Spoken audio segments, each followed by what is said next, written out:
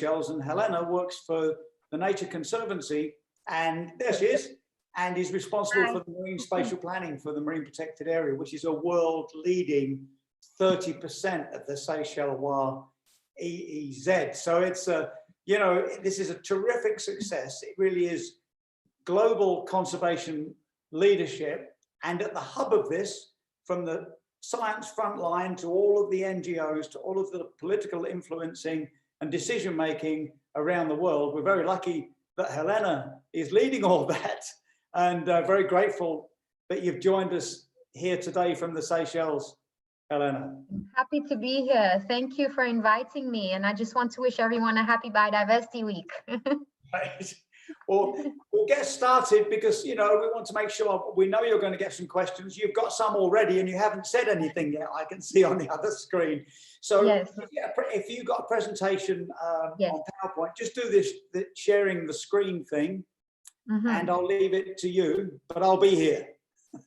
Okay, here we go. I hope it works. Okay.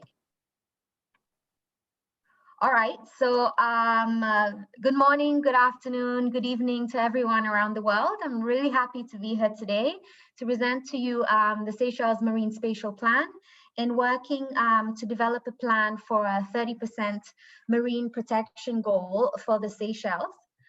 First and foremost, let me introduce you to the Seychelles. We are an archipelago of 115 islands with a rich tropical marine ecosystem in the Western Indian Ocean.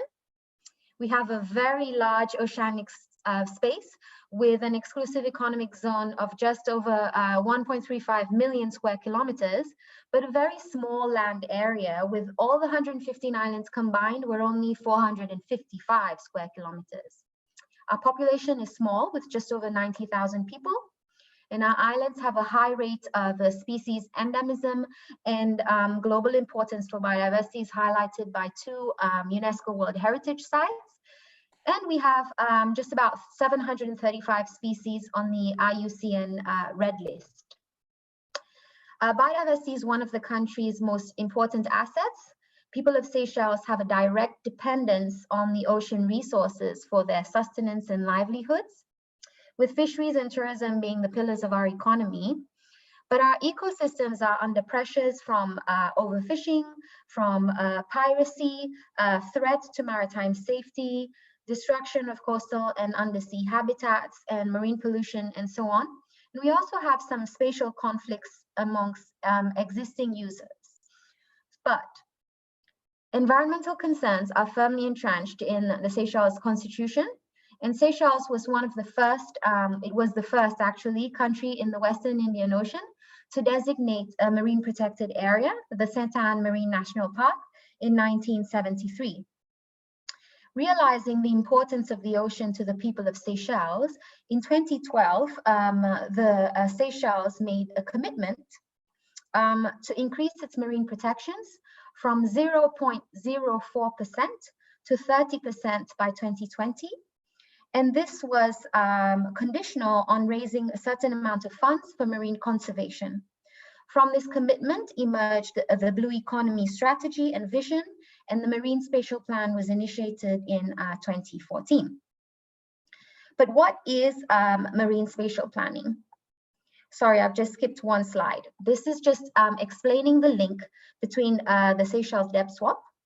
So from the commitment emerged the MSP with some 3 main objectives: the Seychelles Depth for Nature Adaptation Swap, and the creation of the Seychelles Conservation and Climate Adaptation Trust.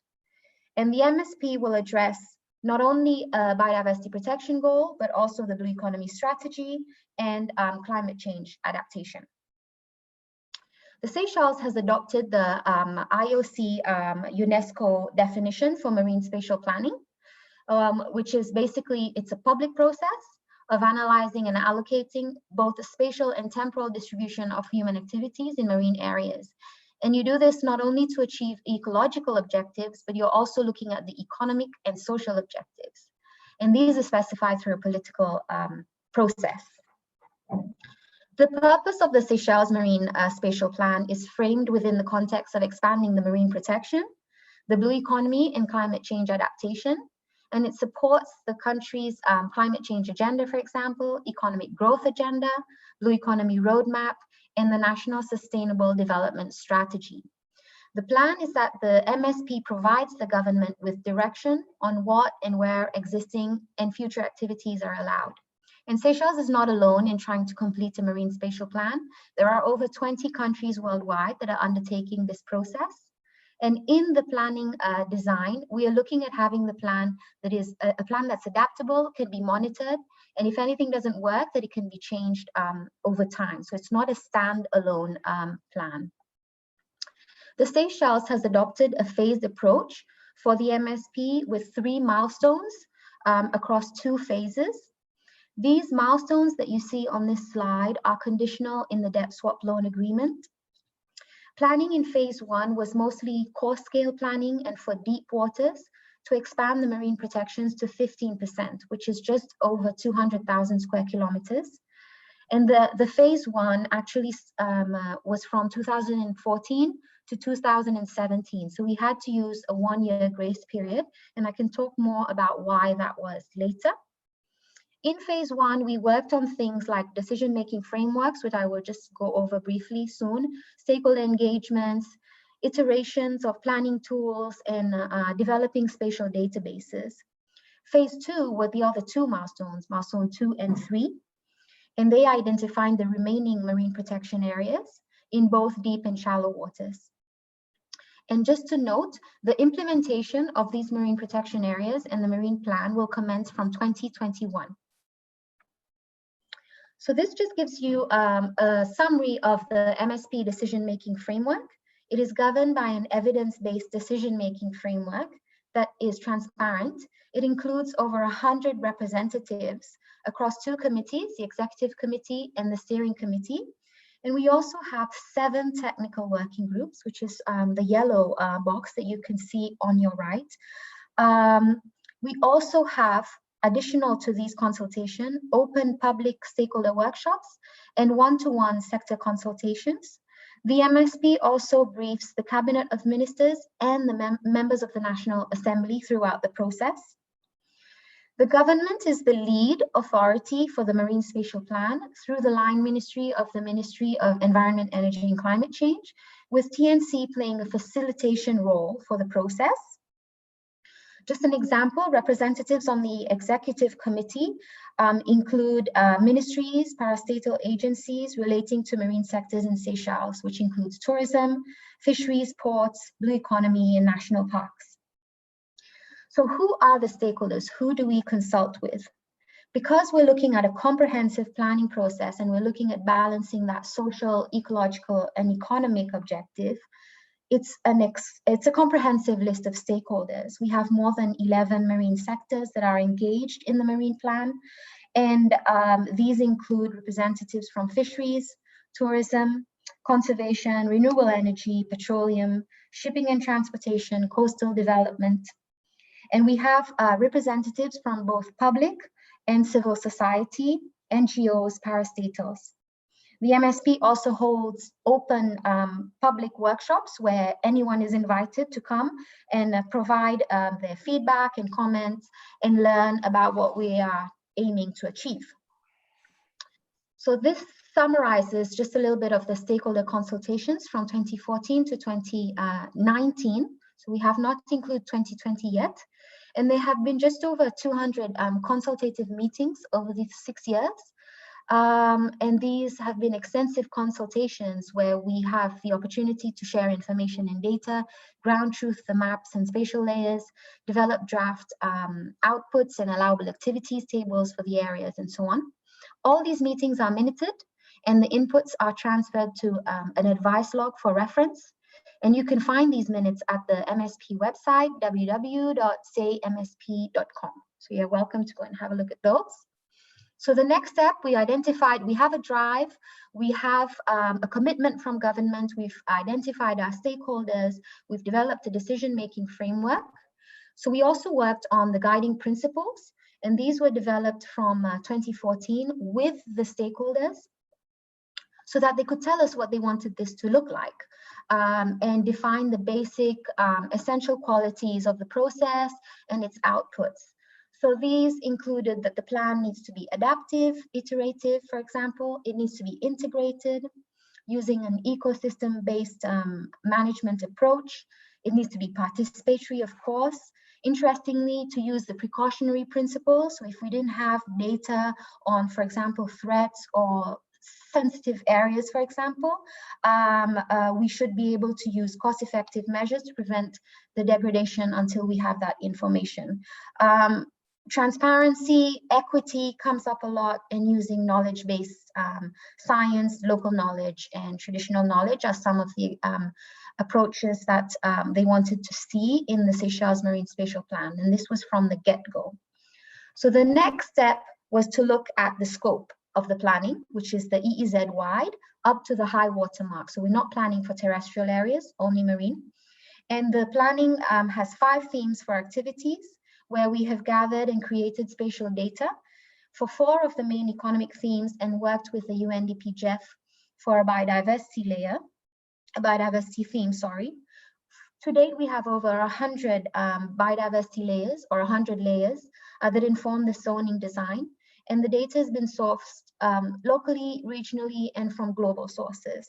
And you can see these are the 5 main themes where you have fisheries, biodiversity, industrial infrastructure and public utilities, non-renewable resources, tourism, and recreation. And these, the data is attributed to a systematic planning unit grid, where all the data are attributed to either 1 kilometer square if it's shallow water, or 50 kilometer square cells in the marine space. And this is important because as and when we get new data in the future, we can update the zoning design and the models. And we can even conduct analyses to look at, for example, economic contributions of fisheries to the blue economy and things like that. So this is an important output before we've actually completed the Marine Spatial Plan. And the data repository remains the Ministry of Environment, Energy, and Climate Change. So the next step was then to look at the zoning framework. How many zones?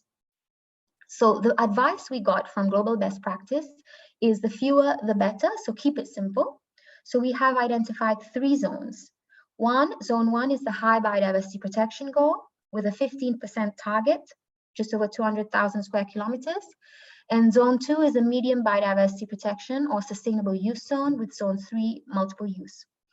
So these 3 zone categories are different, and the framework provides a direction to meet that 30% goal for both species and habitat representations. We're not only looking at area 30% representation, we're also looking at species and habitat representation in the Marine Spatial Plan.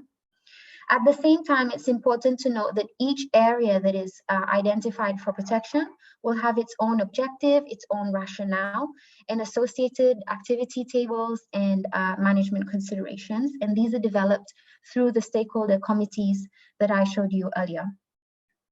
So we have a commitment, we have a drive, we've developed the guiding principles and identified our stakeholders.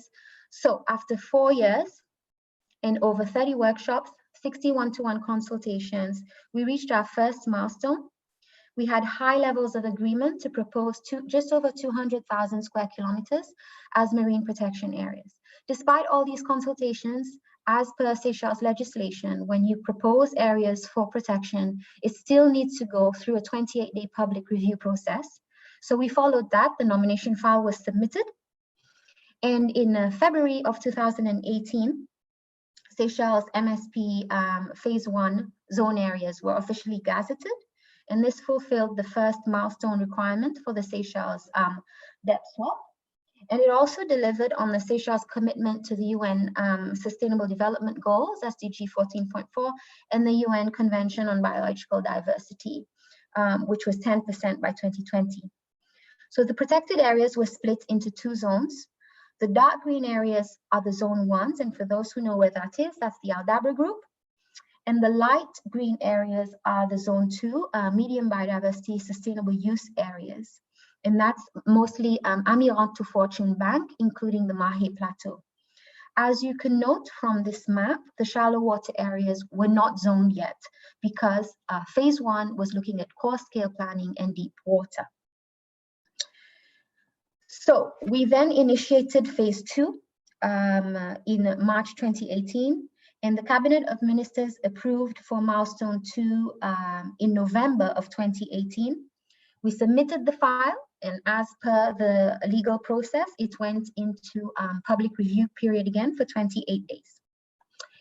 And so the gray areas on this map are the areas that were already gazetted in phase 1, and the green areas were the proposed additionals to meet milestone 2, which is an additional 7.5%.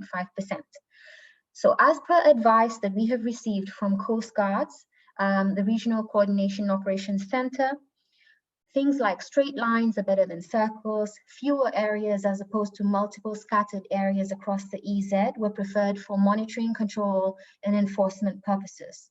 So these milestone 2 areas were then redesignated into 2 areas. So this is what they are, about 13% of the EZ each, which means we were already at 26%, and with 4% remaining, which was milestone 3.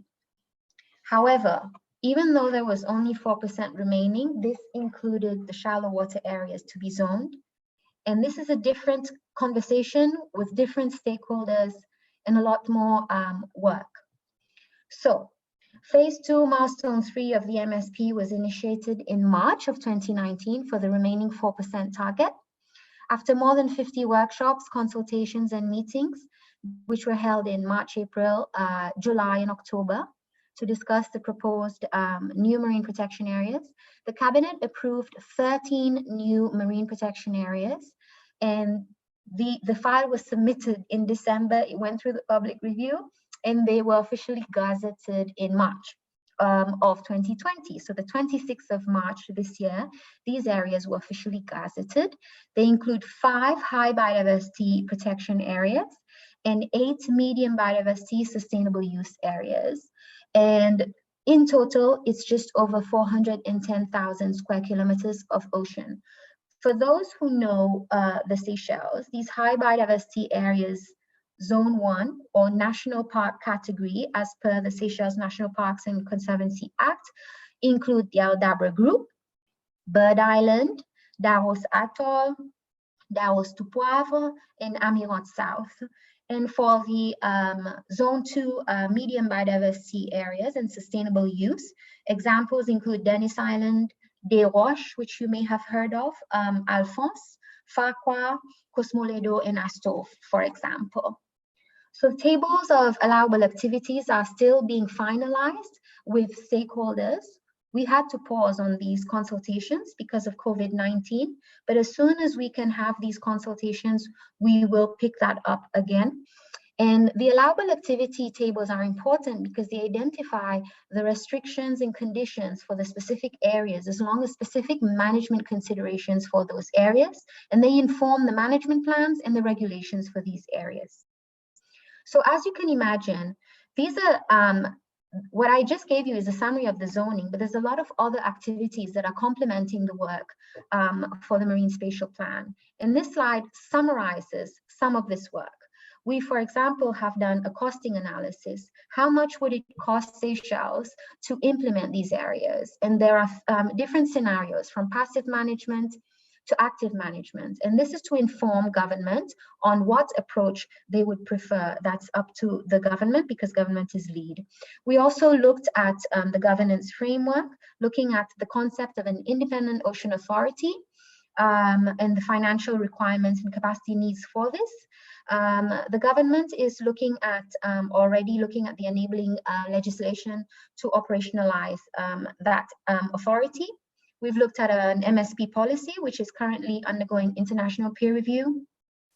We're piloting electronic monitoring on industrial fisheries vessels, purse seine and longline, to look at maybe having these as conditions, for example, in sustainable use areas, to have electronic monitoring on board.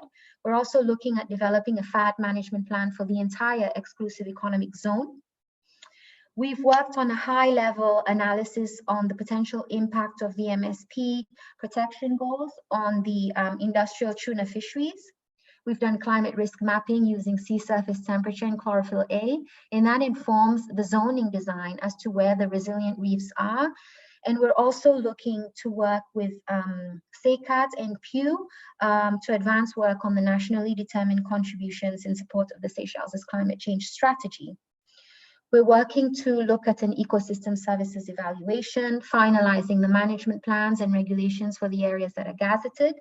And finally, we still need to complete the marine plan document by the end of the year, because the Marine Spatial Plan is for the entire EZ. So we need to address what happens in the remaining 70% and increase management of these marine resources, regulatory attention, unified government oversight of activities in the EEZ as a whole. And the plan would need to be reviewed every 5 years, as I mentioned before. So we need to look at how that would be done. How will we evaluate this plan, assess what's working and what isn't, and include indicators for that. So as you can imagine, we have gazetted 30%. We are only getting started with completing the zoning phase in December of 2020. That's the target. We would then transition to an implementation phase as of 2021. So the enormity and the complexity of the challenges ahead requires support of existing and new partners who are bold and ambitious to accompany the Seychelles on this next phase, managing, monitoring, and protecting the EZ, and looking at the financial and technical challenges for small island developing states and how we can best address these. And this is my last slide. It's just basically a summary of our vision and expected outcomes by 2025. Obviously, we want this comprehensive multi-sector marine plan that's implemented from 2021 with actively managed marine protections. The new Ocean Authority operationalized to implement and coordinate implementation of the MSP. Long-term monitoring indicators are identified, and also a decision-making framework for all future sustainable economic development. So with that, I would just like to say thank you for listening, and I welcome your questions. I'll do my best to answer them. Thanks, Paul. Wow, Helena, thank you very much. If you can go to stop screen sharing. Sure. Thank you. Yeah, here we go. Wow, I've got bad news for you, Helena. Is that this is a free festival, because that was a masterclass. You could be making thousands of dollars with something like that. It's okay. It's okay. Congratulations. I mean, it's really, you know, this really is a masterclass in how to do it. And before we go to the questions, I've got one thing to say is that, you know, it feels to me as if you've got a Seychelles method going on. I mean, how much of the terrestrial land is protected? Is it over 50% now? We're at, as far as I remember, we're still at 47%, but we have nomination files prepared to meet, because the target is 50. Yeah. Amazing. Because the Outer Islands project of UNDP, they have those areas identified, and the nomination files are being submitted as we speak. Yeah. So you can imagine this beautiful country, everybody, with nearly 50% of the land already protected, and with Helena and her team's work, you're looking at 30% of the entire EEZ, which is absolutely massive.